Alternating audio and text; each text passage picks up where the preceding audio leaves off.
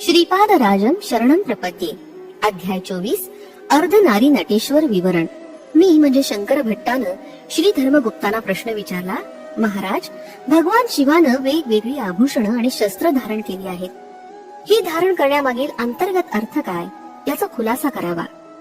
यावर धर्मगुप्त म्हणाले, अरे शंकर भट्टा, गणपती देवाचे पाशांकुश हे मुख्य आयुध आहे. तसंच श्री विष्णूचे सुदर्शन चक्र मुख्य आयुध आहे. त्रिशूल हे भगवान शंकरांचं मुख्य आयुध आहे. त्रिशूलाच्या वरच्या बाजूला 3 टोकं असतात. ही अग्निज्वालेच्या रूपात असतात. ती तिन्ही टोकं मिळून एकच शूल हस्ताप्रमाणे असतात. सत्व, रज आणि तम या त्रिगुणांची ही 3 टोकं निदर्शक आहेत. या त्रिगुणांचे एकत्व म्हणजे त्रिगुणातीत शिव भगवान आहेत. हा अंतरार्थच त्रिशूल सूचित करतो. श्वासाचं चलन वलन पिंगला नाडीद्वाराहून कपाळाच्या मध्य भागातून तो शिरस्थानापर्यंत जाऊन पोहोचतो. इडा, पिंगळा आणि सुषुम्ना या 3 नाड्या ब्रह्मज्ञानाची केंद्र आहेत. यालाच नाडींचा त्रिवेणी संगम असं म्हणतात. हा त्रिशूलाचा अंतरार्थ आहे. शिवाचं दुसरं आभूषण म्हणजे नाग आहे. मानवाच्या शरीरात कुंडलिनी शक्ती ही सर्पाच्या आकारात सुप्त अवस्थेत असते. ती जागृत झाली असता अष्टसिद्धी प्राप्त होतात. या महासिद्धींना वश करून त्यांचा उपयोग लोककल्याणासाठी करणाऱ्या शिवाचं ईश्वर असं सुद्धा एक दिव्य नाव आहे. शिवाच्या त्रिशूलाला डमरू बांधलेला असतो. हा शब्द गुणांचं प्रतीक आहे. नाद, झंकार हा आकाश गुण आहे. आकाशात शब्द प्रकंपानं विचलन करतो. आपण मंत्र जप केला असता किंवा मंत्र ऐकला असता तो डमरूच्या आवाजाप्रमाणे आपल्या कानात घुमतो. मंत्र पुरस्चरण केल्यामुळे योग्याला आनंद प्राप्त होतो. या आनंदाच्या नादात नृत्य करतो. याचे प्रतीक म्हणून परमेश्वर डमरू धारण करतो. 2 भुवयांच्या मध्यबिंदूवर आज्ञाचक्र असतं. तेच सर्व ज्ञानाचं केंद्र असतं. ज्ञानी पुरुषाला अतिंद्रिय दृष्टी असल्यामुळे त्याचं ज्ञान केंद्र विकसित असतं. याच चक्राद्वारे योगी भूत भविष्य यथार्थपणे समजू शकतात. हाच परमेश्वराचा 3रा नेत्र आहे असं म्हणतात. हा ज्ञान नेत्र विकसित झाला म्हणजे कामस्वरूप मदनाचं दहन करता येतं. शिवप्रभूंचा निवास स्मशानात असतो असं म्हणतात. योगाग्नीमुळे सर्व वासनांचं भस्म होऊन योग्याला परमशांती प्रदायक निर्वाण स्थितीचा अनुभव येतो. ज्ञानाच्या स्थितीचा पांढरा रंग असतो असं म्हणतात. तीच विभूती होय. आलोचना म्हणजे निंदा, वासना यांच्यावर नियंत्रण ठेवण्याची शक्ती आल्यावर शुद्ध ज्ञान प्राप्त होतं. त्यामुळे आनंद प्राप्ती होते. ज्ञानाची शुद्धी 4 प्रकारे होते. अधिभौतिक, अधिदैविक, आध्यात्मिक आणि मानसिक याचं संकेत रूप म्हणून शिवाचे भक्त 4 विभूती रेषा कपाळावर लावतात. एक दिव्य औषधी शिलाजित नावाची असते. या औषधीच्या सेवनानं नित्य यौवन प्राप्त होतं. पूर्व काळात शिलादूड नावाचे एक महर्षी खड्याचा आहार करून निर्वाह करत असत. तेच नंदीश्वर रूपात अवतरित झाले. श्रीकृष्णाचा जन्म रोहिणी नक्षत्रात आणि वृषभ राशीत झाला. शिवांचं जन्म नक्षत्र आर्द्रा होतं. उमा महेश्वराच्या अर्धनारी नटेश्वर रूपाची राशी मिथुन होती. या राशीच्या अगोदर वृषभ राशी असते. हा वृषभ नंदीश्वरच आहे. नंदी हा धर्माचं प्रतीक आहे. निम्न जातीच्या कामरूपी मदनाला शिवानं दग्ध केलं होतं.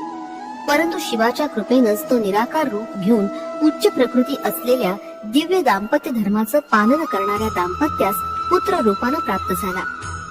श्रीकृष्णानं उपमन्यू ऋषींचं शिष्यत्व पत्करून अत्यंत निष्ठेनं शिवोपासना केली होती. शिवाच्या अनुग्रहामुळे रुक्मिणीच्या पोटी मन्मथ हा प्रद्युम्न नावानं जन्मास आला. हा मन्मथ वृषभ राशीतील कामस्थान आहे. धर्मबद्ध असलेल्या कामना कोणत्याही असल्या तरी उन्नत प्रकृतीच्या असतात. त्यांची पूर्णता करणं धर्मविहित असतं. भयंकर अशा तांत्रिक सिद्धी आणि शक्ती वाघाप्रमाणे प्रमादकारी असतात. त्यांना वश करून आपल्या ताब्यात ठेवणारे शिव भगवानच आहेत. वाघ हा शक्ती देवीचं वाहन आहे. शक्तीस पूर्णपणे आपल्या ताब्यात ठेवण्याचं प्रतीक म्हणून परमेश्वर चर्म अंगी धारण करतात. म्हणून त्यांना व्याघ्र चर्मांबरधारी असं म्हणतात.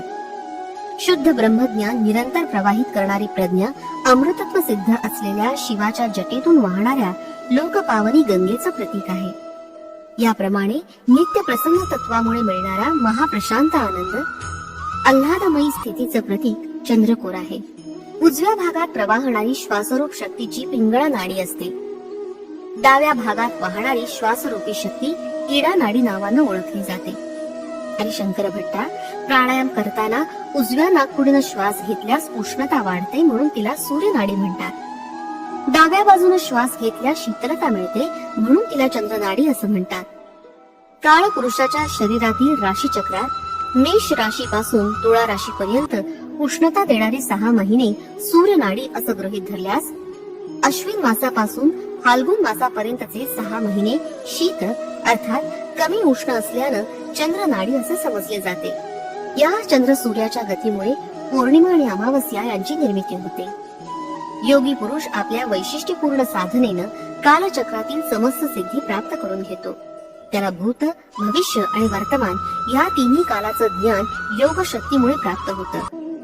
या कालचक्रालाच अर्धनारीश्वर, जी कोणत्याही परिस्थितीत वेगळी करता येत नाही अशी जोडी समजावं.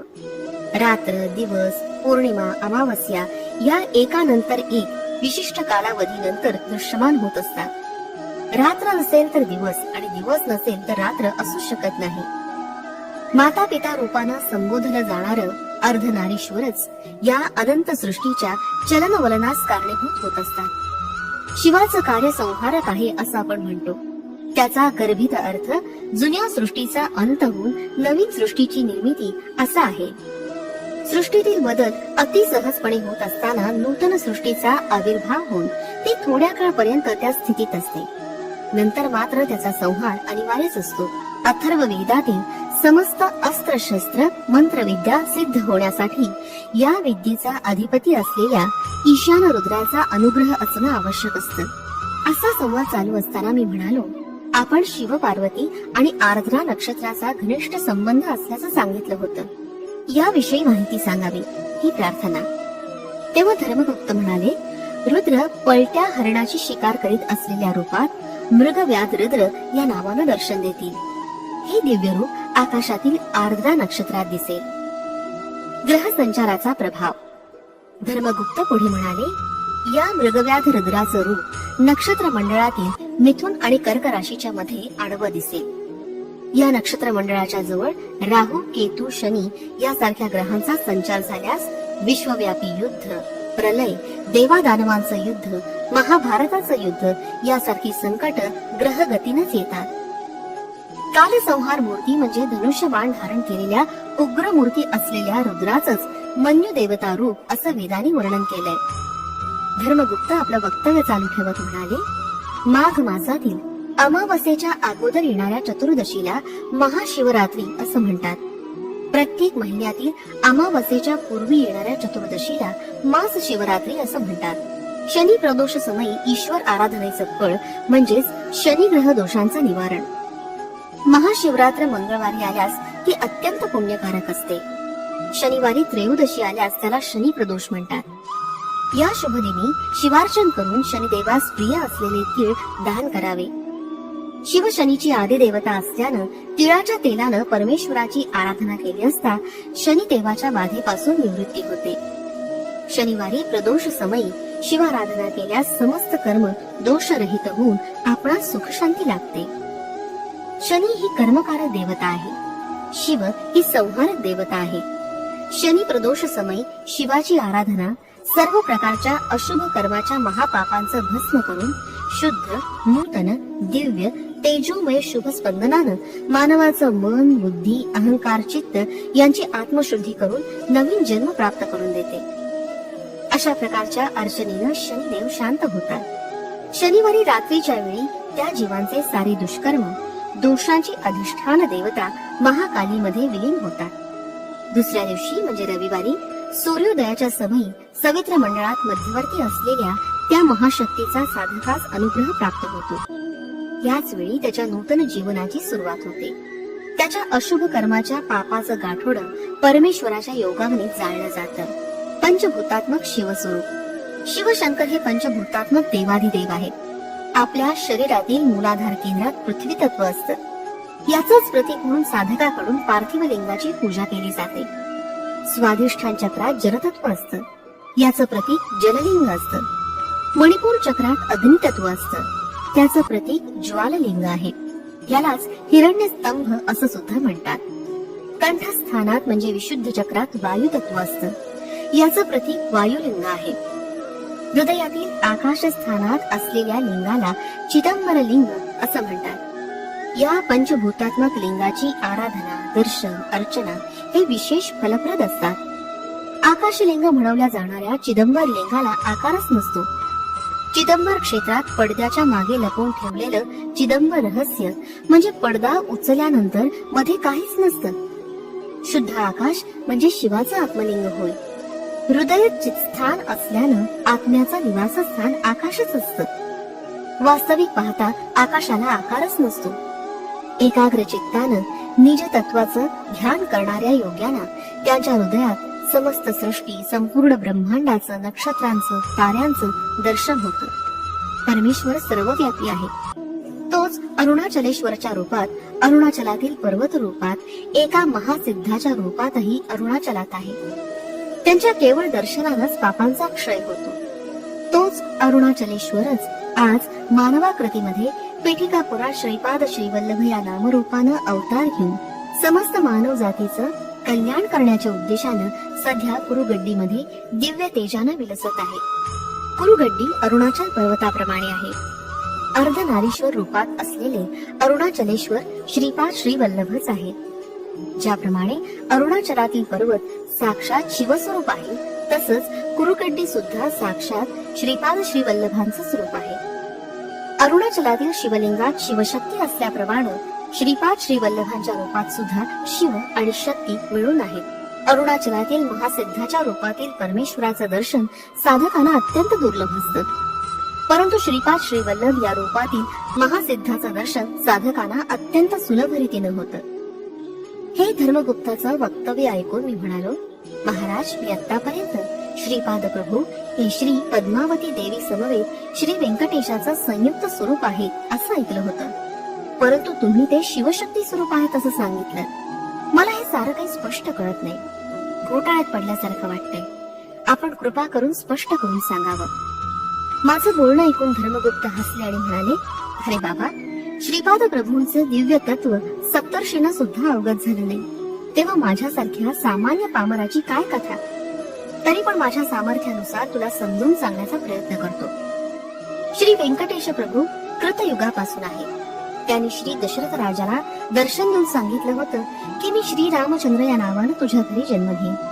कौसल्या तनय श्रीराम या नावानं सुद्धा स्वामींची पूजा काही लोक करतील.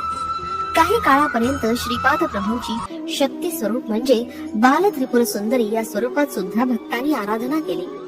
काही साधकांनी त्यांची सुब्रमण्यम स्वरूपात सुद्धा अर्चना केली. यानंतर श्री रामानुजाचार्यांनी वैष्णवांकडून श्री महाविष्णू रूपात त्यांची आराधना करवली.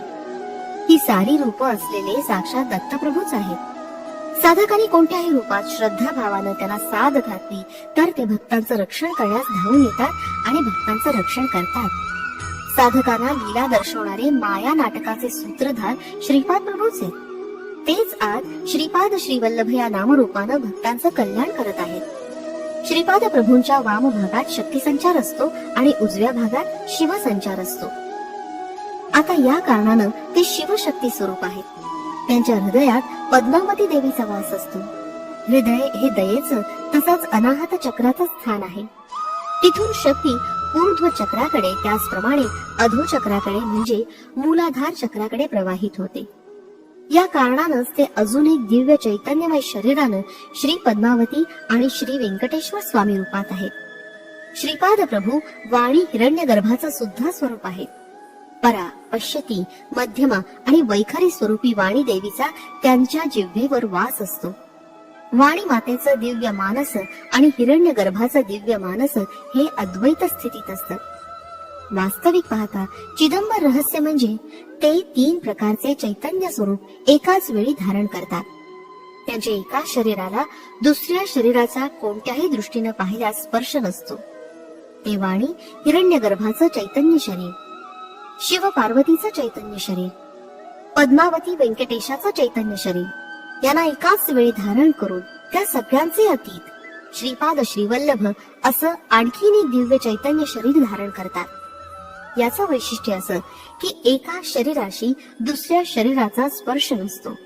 हीच प्रभूंची योगमाया, वैष्णव विमाया आणि हेच त्यांचं चिदंबर रहस्य. श्रीपादांना द्वैत, विशिष्टाद्वैत, अद्वैत आणि या सर्वांचे अतीत असं म्हटलं तरी योग्यच होईल, कारण त्यांची योगमाया अगाध आहे. श्रीपाद श्री वल्लभांचा जय जयकार असो. फलश्रुती दाम्पत्य सुख.